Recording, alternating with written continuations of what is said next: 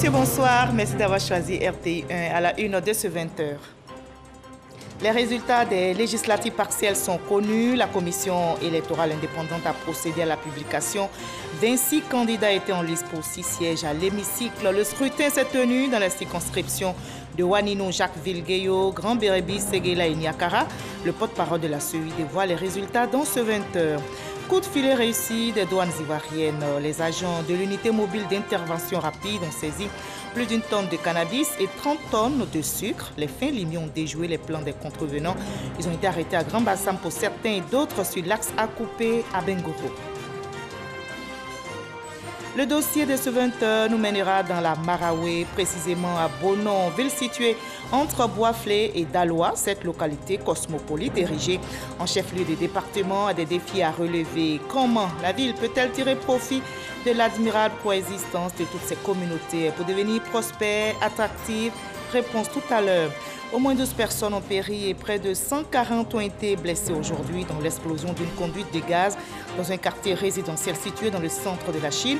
Les opérations de secours se poursuivent. Le marché aux légumes de la ville et plusieurs bâtiments ont été détruits.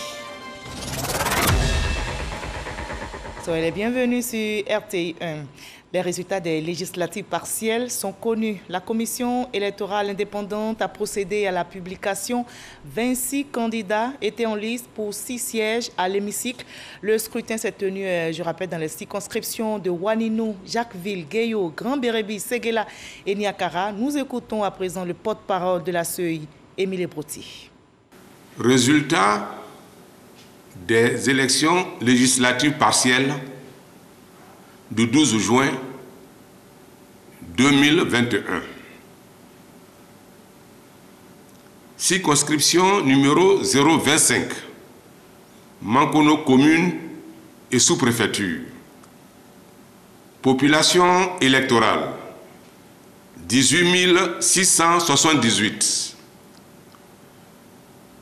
Votants, 7 787. Taux de participation, 41,69%. Bulletin nul, 165, soit 2,12%. Bulletin blanc, 105, soit 1,38%. Suffrage exprimé, 7 622. Ont obtenu pour EPM, Fofana Mohamed, 2315, soit 30,37%. RHDP, Fofana Salimata, 5172, soit 67,86%. AGB, Sotigi Koulibaly, 30, soit 0,39%. Est élu Fofana Salimata du RHDP avec 67,86%. Circonscription numéro 148, Dabouyo et Gueyo, commune et sous-préfecture. Population électorale, 17 203. Votants, 7 134.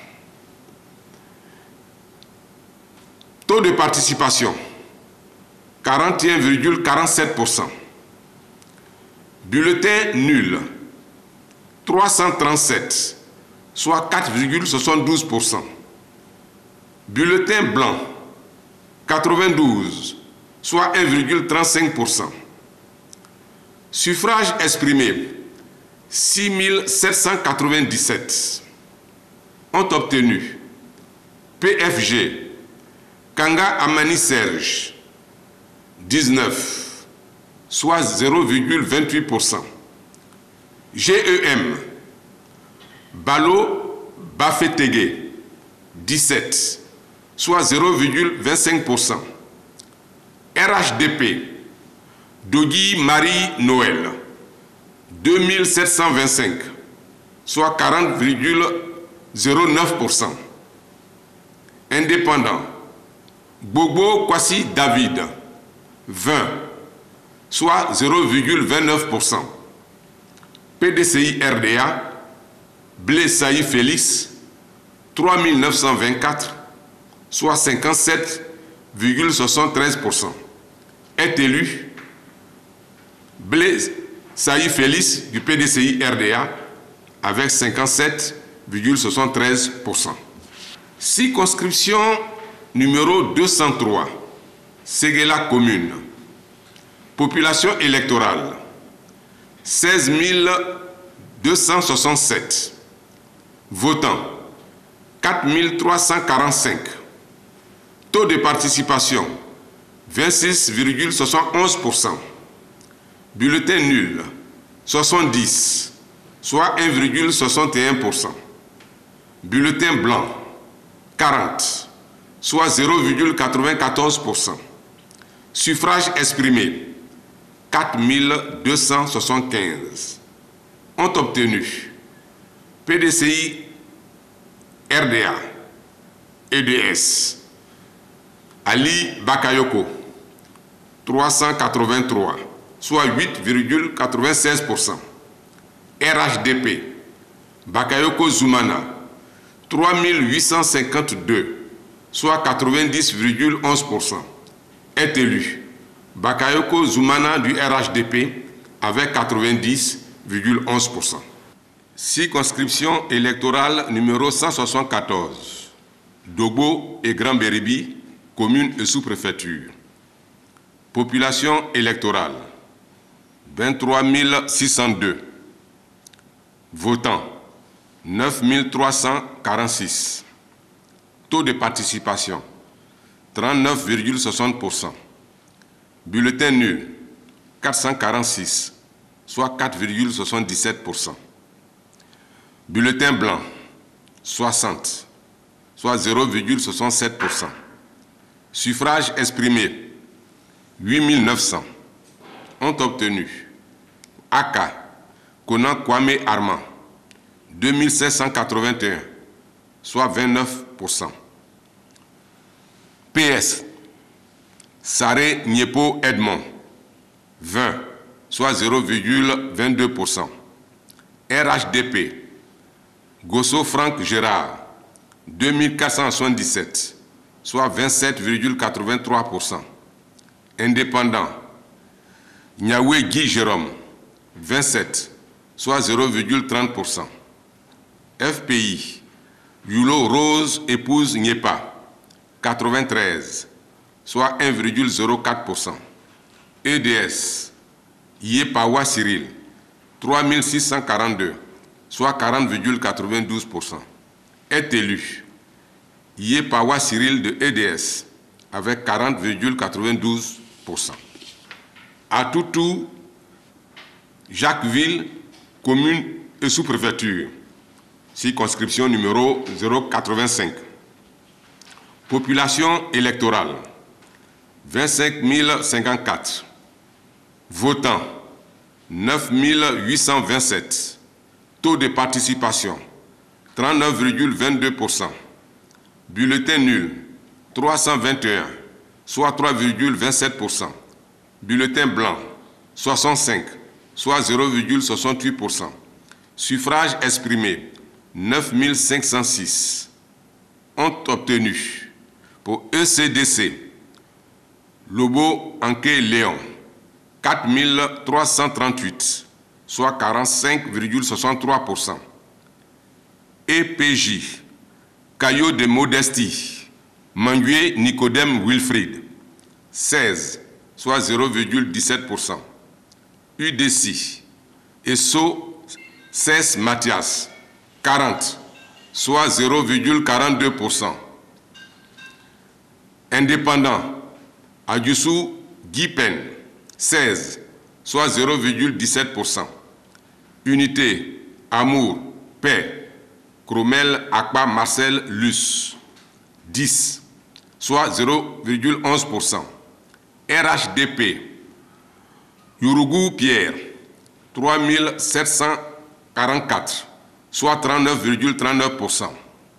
PDCI RDA EDS Aka Adio Marie-Ange 1232, soit 12,96%. MAD, Esso Gémis Lambert, 45, soit 0,47%. Est élu Lobo Anke Léon de ECDC avec 45,63%. Circonscription numéro 11, Gbelo, Gwekan, Kona, Waninou, Sabudougou et Santa, communes et sous-préfectures. Population électorale, 19 857. Votants, 13 701. Taux de participation, 69%. Bulletin nul, 491, soit 3,58%.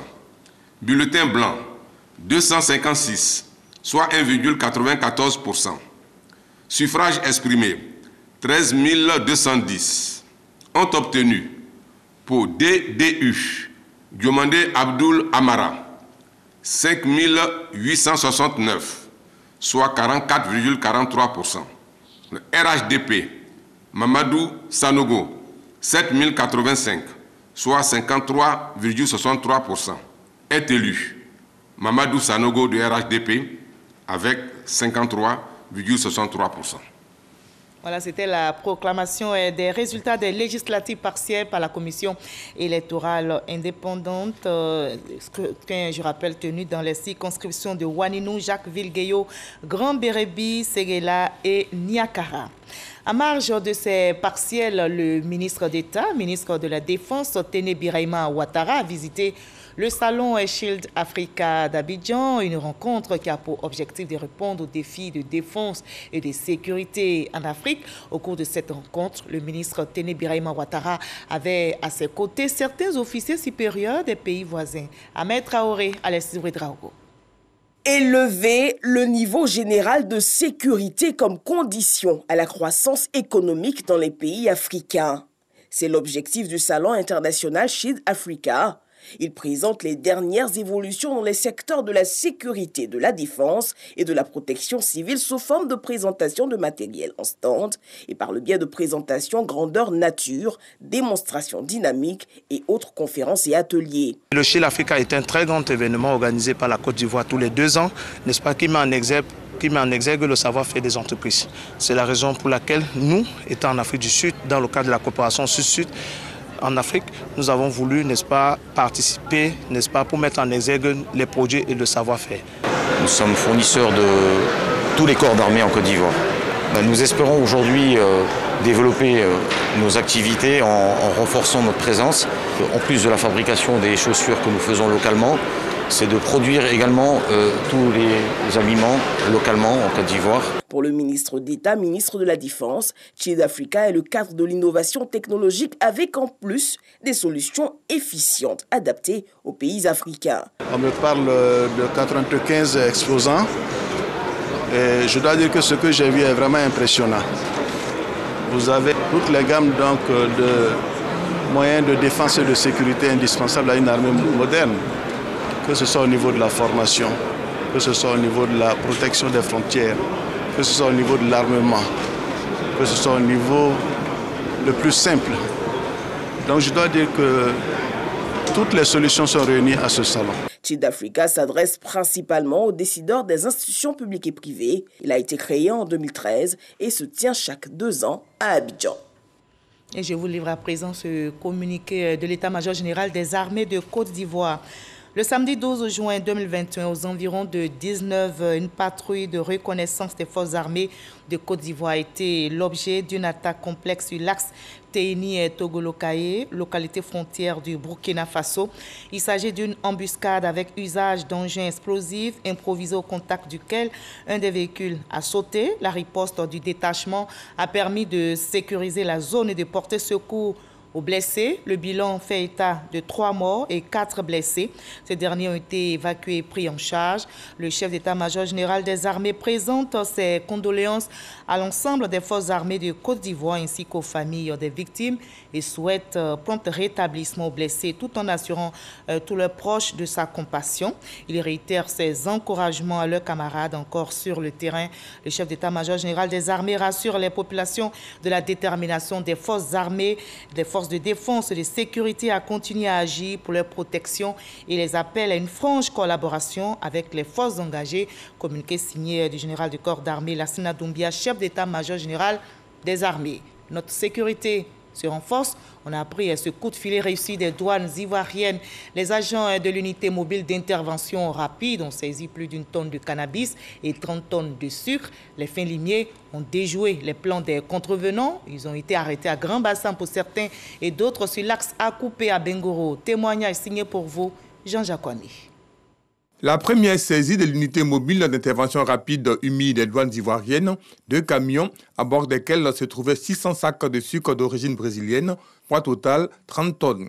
C'est au niveau du pont à Dikokwa, sur l'axe Akupé à Bangoro, que les agents de l'UMIR ont intercepté les 2 camions qui transportaient les sacs de sucre. Valeur marchande du sucre frauduleux, 18 millions de francs CFA. La seconde saisie est relative à 1,2 tonnes de cannabis, valeur 48,2 millions de francs CFA. Les 1191 plaquettes de cannabis ont été dissimulées sous du manioc dans un véhicule de type bâché.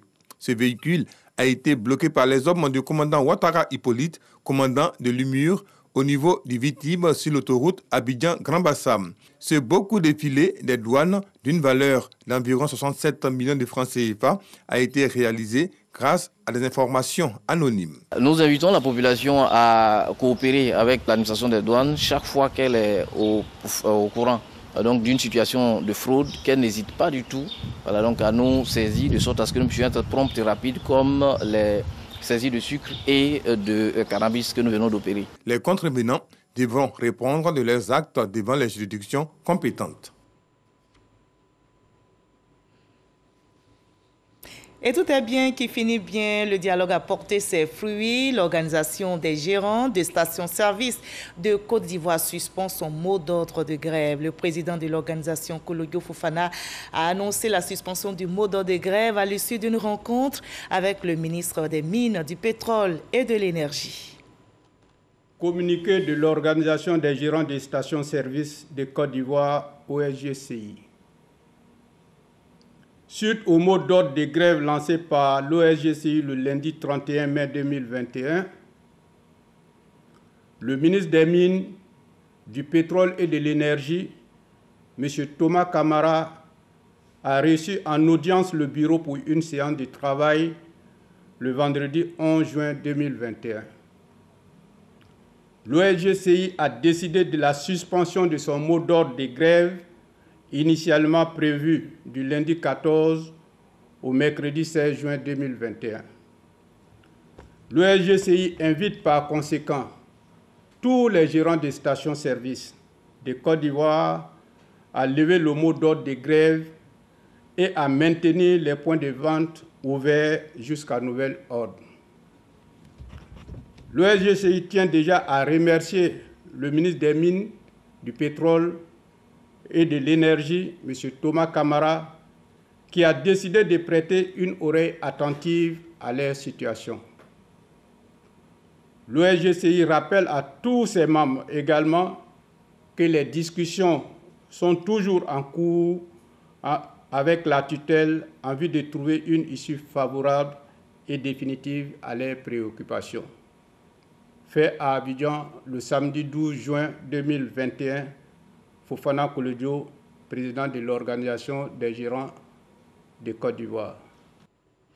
La bonne nouvelle est tombée hier. Mbengue a basculé vers la télévision numérique terrestre. C'est le préfet de région qui a procédé au lancement en compagnie du représentant du ministre de la Communication, des médias et de la francophonie et des responsables de la société ivoirienne de télédiffusion, IDT. L'objectif est d'offrir une meilleure qualité d'image et de son aux populations avec 6 chaînes gratuites, dont la RTI. Ami Sissoko pour le reportage. Mbengue, localité frontalière à 30 km du Mali et à 75 km de Korogo, désormais couverte par la télévision numérique terrestre TNT. Dans les locaux du centre émetteur, c'est le préfet du département de Mbengue, Augustin Guessan-Déolé, qui procède au lancement à la grande joie des populations qui auront un accès libre à 6 chaînes de télévision après acquisition du kit de réception. Avant l'installation de cette antenne-là, où c'était difficile d'avoir des images en Bengué. C'était difficile, extrêmement difficile. Mais avec l'arrivée de cette antenne, il y a eu une amélioration. Et pour nous, l'avènement de la TNT va nous apporter un plus.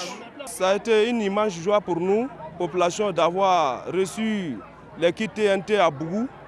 Vraiment qui nous ont permis de se déconnecter des différents canaux et maintenant se connecter maintenant sur les chaînes de la télévision ivoirienne. Nous sommes très contents. Le directeur de la Société ivoirienne de télédiffusion, IDT, Benoît Adamayeo, a exhorté les populations à s'équiper en se procurant l'antenne et le décodeur disponibles dans tout le département de Mbengue. La TNT, vous le savez, est une évolution technologique en matière de télédiffusion terrestre. Elle remplace la télévision analogique qui est dépassée dans les paysages audiovisuels. La TNT offre aux téléspectateurs plusieurs avantages, à savoir une bonne qualité d'image et de son, l'opportunité de bénéficier de plusieurs chaînes dont une diversité de choix, une offre télévisuelle résistant aux intempéries. La construction et l'équipement du centre émetteur de Mbengue en matériel de TNT a mobilisé près de 450 millions de francs CFA de l'État, selon le représentant du ministre de la Communication, des médias et de la francophonie. Offrir une vie de qualité aux Ivoiriens n'a pas de prix pour le président Alassane Ouattara. Mesdames et messieurs les éditeurs de programmes audiovisuels, monsieur le ministre de la Communication, des médias et de la francophonie, vous remercie pour votre implication dans le développement des contenus diversifiés dans notre pays et vous encourage à honorer vos engagements en offrant des programmes attrayants aux populations ivoiriennes. Mbengue est la 5e étape du lancement de cette nouvelle technologie de diffusion après Abidjan, Bouaké, Korogo et Dimbokro, portant ainsi le taux de couverture de la population à plus de 80%. La TNT est donc en marche dans notre pays. On en arrive à notre dossier de ce 20h qui nous mène ce soir dans la région de la Maraoué, précisément à Bonon, ville située entre Boisflé et Daloa. Cette localité cosmopolite, érigée en chef-lieu de département, a de nombreux défis à relever. Pour autant, Bonon est dans une dynamique de progrès et peut tirer profit de l'admirable coexistence de toutes ces communautés pour devenir dans la région une ville prospère et attractive. On en sait un peu plus dans ce dossier signé Eugène Atoubi. Hier, gros village cosmopolite, puis sous-préfecture. Bonon, aujourd'hui, est chef-lieu de département. Cette localité dans la région de la Maraoué surprend par sa progression fulgurante et séduit par le dynamisme de son activité économique. Bonon a eu une évolution.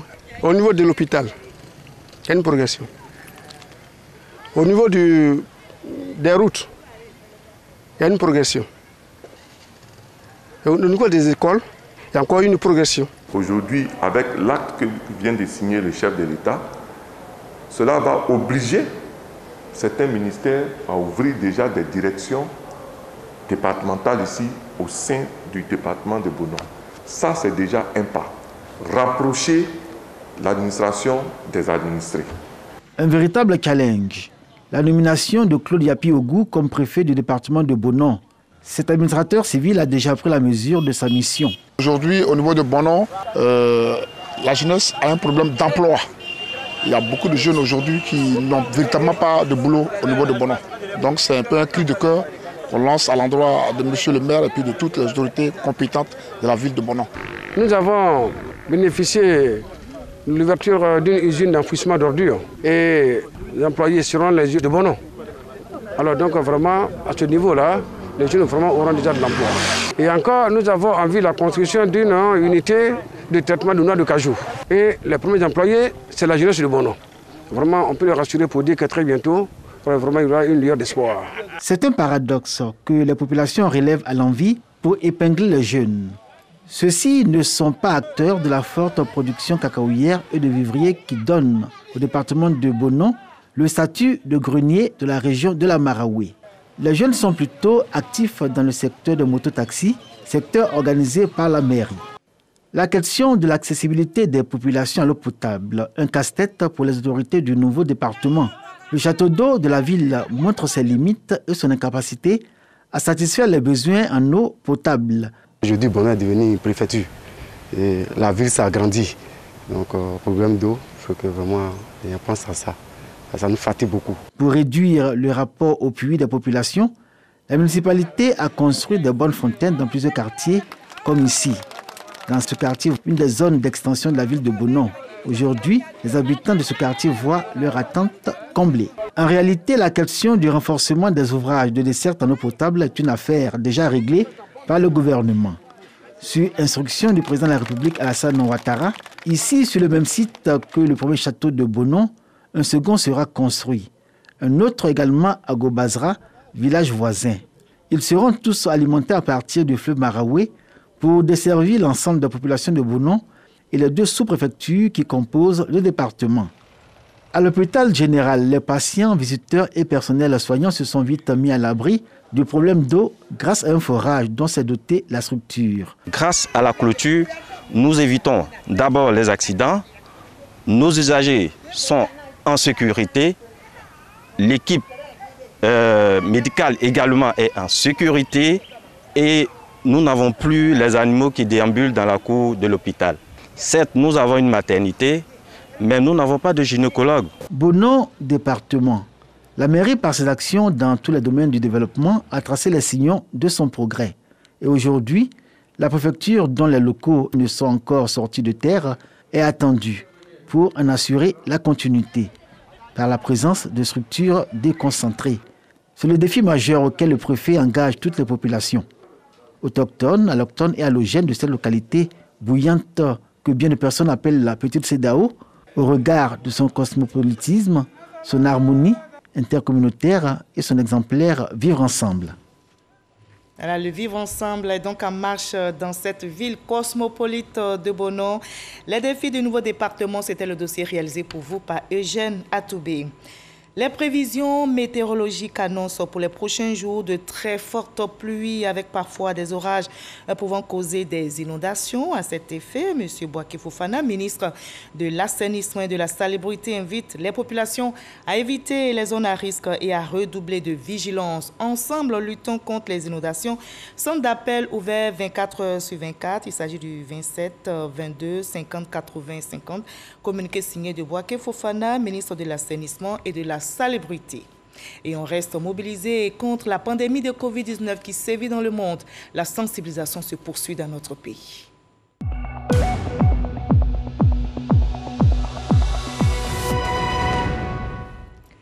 Restons vigilants, le coronavirus continue de circuler. En Côte d'Ivoire, on dénombre ce dimanche 13 juin 40 cas positifs sur 2225 échantillons prélevés, soit 1,8% de cas positifs, 36 nouvelles guérisons, 0 décès, 182 cas actifs, 692 523 personnes se sont faites vacciner. Faisons-nous tous vacciner, préservons notre santé et celle des autres en continuant d'observer les gestes barrières. La lutte contre le coronavirus s'intensifie. Les États-Unis, le Canada, l'Allemagne, le Royaume-Uni, l'Italie, la France et le Japon, membres du G7, s'engagent à distribuer plus d'1 milliard de doses de vaccins contre le coronavirus d'ici fin 2022 dans le monde, dans l'espoir d'éradiquer la pandémie. Un plan pour réduire le délai pour développer de futurs vaccins et traitements va également être mis en place. Ici en Côte d'Ivoire, dans la région du Kabadougou, le ministre Gaoussou Touré s'est récemment rendu dans le village de Zébéné, situé dans le département de Séguélon. Il y était pour l'inauguration d'un centre de santé au profit du village, à la grande joie des populations, nous rapporte Mahama Traoré. C'est dans une liesse populaire que le ministre Gaoussou Touré a été accueilli par le village de Zébénin, dans le département de Séguélon, région du Kabadougou. Une effervescence à la dimension de l'acte que venait poser l'hôte des habitants de Zébénin, celui de l'inauguration du centre de santé de cette localité peuplée de près de 3000 âmes. Les travaux de construction de ce centre de santé ont coûté environ 80 millions de francs CFA. Nous, peuple de Zébénin, debout et dressés comme un seul homme, remercions solennellement le président de la République, son Excellence, Monsieur Alassane Ouattara, dans sa politique de développement, ainsi que tous les acteurs qui ont participé à la réalisation de ces projets. Quelques semaines avant la mise en service du centre de santé, le village de Zébénin s'est vu raccordé au réseau électrique national. Ces travaux d'électrification sont estimés à 320 millions de francs CFA. Zébénin est plus que jamais engagé sur la voie du développement, selon le ministre Gaoussou Touré. Ce qui me réjouit le plus aussi, c'est le pont qui est construit et qui permet de relier la sous-préfecture de Séguelon avec la sous-préfecture de Bako. Et donc à travers deux importants villages qui sont Zébéné même et ensuite Kamasso au niveau de Bako. C'est une joie pour nous.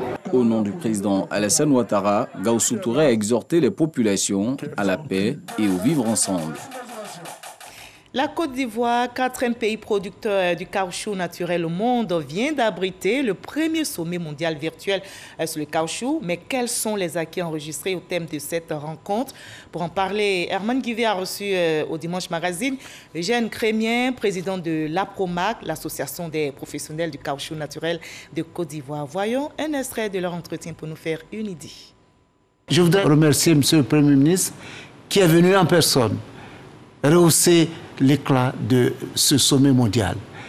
Il nous a donné des orientations que mes équipes sont en train d'étudier et d'approfondir. Nous sommes en train de travailler et nous voudrons être parmi les meilleurs. Nous sommes au 4e rang, mais ça ne nous suffit pas. Nous voulons aller plus. Pour aller plus, il faut capter encore de la valeur ajoutée. Au niveau des efforts fournis par le planteur ivoirien pour nous permettre d'être au 4e rang mondial, il y a eu un encadrement qui a été fait à la base, assuré par la PROMAC et toutes les organisations qui nous accompagnent dans le développement de l'élevage-culture en Côte d'Ivoire. Et le gouvernement, je suis persuadé, avec les assurances que le Premier ministre nous a données, le gouvernement va nous accompagner pour aller à la 2e transformation, aller à la 3e transformation, pour que le paysan ivoirien bénéficie des retombées réelles de sa production. Je voudrais vous dire que c'est une nouvelle feuille de route qui vient de m'être remise à l'issue de ce sommet. Après 2 mandats à la présidence de la Cour africaine des droits de l'homme et des peuples, l'Ivoirien Sylvain Auré a fait ses adieux à l'organisation et c'était à l'issue des travaux de la 61e session ordinaire de la Cour à Arusha, en Tanzanie. La communauté judiciaire a rendu hommage à notre pays, Jean Magagi. Le juge ivoirien et président de la Cour africaine des droits de l'homme et des peuples, Sylvain Auré, a fait ses adieux à cette prestigieuse institution. L'annonce officielle a été faite lors de la 61e session ordinaire de la Cour à Arusha, en République unie de Tanzanie. Après 4 années et demie passées à la tête de l'institution, le juge Sylvain Auré laisse la main à une nouvelle équipe. Il est remplacé à son poste par la Tanzanienne Imani Aboud, secondée par le Congolais Blaise Chikaya. 2 nouveaux juges, un Malien et un Sud-Africain, font leur entrée dans l'équipe des 11 juges dirigeant la Cour après leur élection en février dernier. L'ensemble de la communauté judiciaire africaine a rendu un vibrant hommage à l'homme qui lui-même a dit sa gratitude vis-à-vis de son pays, la Côte d'Ivoire, qui lui a donné l'opportunité pendant 2 mandats successifs de diriger l'institution africaine. À travers le juge Sylvain Auré, la présidente tanzanienne Samia Hassan a salué l'État ivoirien pour sa contribution pour les avancées considérables et réelles enregistrées tout au long des mandats de son représentant. En quittant ses fonctions, il a appelé les États africains à une coopération judiciaire plus accrue avec l'institution. Il les a exhortés à surmonter les désaccords possibles et ne jamais nier la légitimité de l'outil communautaire dont l'utilité est avérée. La diplomatie judiciaire pour une Afrique plus respectueuse des droits humains reste sa vision. Et je vous propose le reste de l'actualité à l'étranger dans le 7 sur 7. Voyons ce qui a marqué l'actualité internationale cette semaine avec Laure Goretti et Herman Guivet.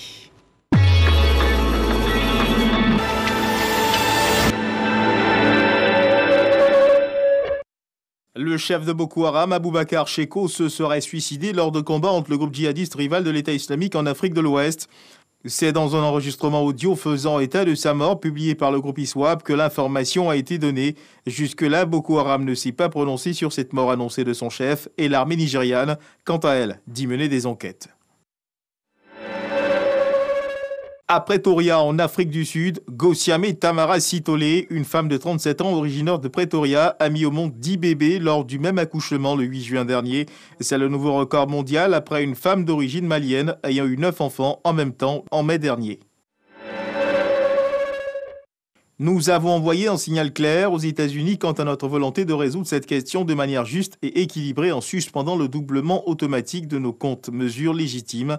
Il revient maintenant aux États-Unis de passer de la parole aux actes pour résoudre le conflit commercial avec l'Union européenne sur l'acier et l'aluminium qui empoisonnent les relations bilatérales. C'est ce qu'a déclaré mercredi le vice-président de la Commission européenne, Valdis Dombrovskis, devant le Parlement européen à Strasbourg. Le président français Emmanuel Macron a annoncé jeudi dernier la fin de l'opération anti-djihadiste Barkhane après 8 ans de présence française au Mali et dans les pays voisins du Sahel. Ce repli qui se fera progressivement, la majorité des 5100 soldats français resteront au Mali jusqu'en 2023. On passera à 3500 d'ici à 1 an, puis 2500 en 2023. Joe Biden et Vladimir Poutine vont se rencontrer en tant que chefs d'État pour la première fois le mercredi prochain. Mais à quelques jours de cette rencontre très attendue entre les deux chefs d'État, Vladimir Poutine dit espérer que son homologue américain, Joe Biden, se montrerait moins impulsif que son prédécesseur, Donald Trump.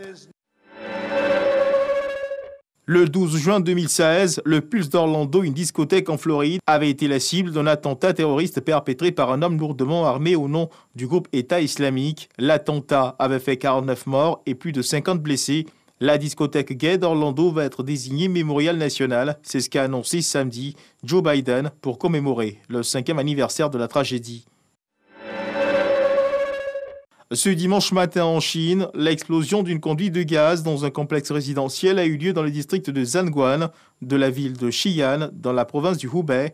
On décompte au moins 12 morts et plus d'une centaine de blessés. Le bureau de gestion des catastrophes de la ville de Xi'an a annoncé dans un communiqué que la recherche se poursuivrait et qu'une enquête a été ouverte pour déterminer les causes de l'explosion.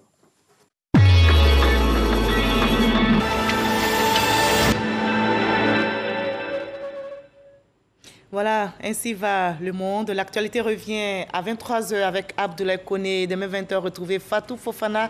Très très belle reprise à toutes et à tous demain lundi. Vive la paix dans notre très beau pays, la Côte d'Ivoire. Prenez soin de vous. À très bientôt.